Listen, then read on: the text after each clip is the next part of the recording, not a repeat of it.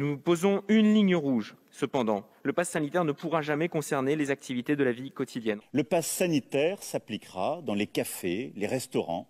En aucun cas, un pass sanitaire ne sera réclamé pour aller dans un commerce alimentaire ou dans un restaurant. Et je me permets d'insister sur ce point. Les centres commerciaux ainsi que dans les hôpitaux, les maisons de retraite, établissements médico-sociaux. Aller dans un restaurant, aller dans un cinéma, aller dans un théâtre, aller faire son shopping.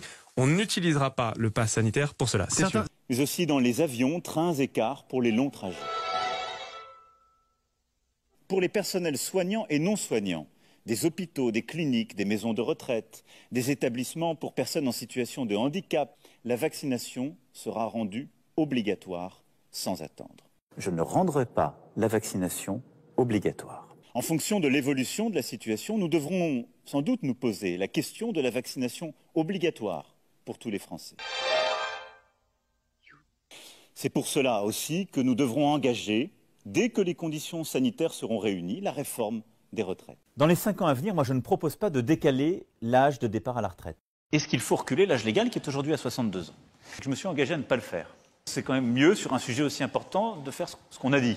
Oui, parce que nous vivons plus longtemps, il nous faudra travailler plus longtemps et partir à la retraite plus tard.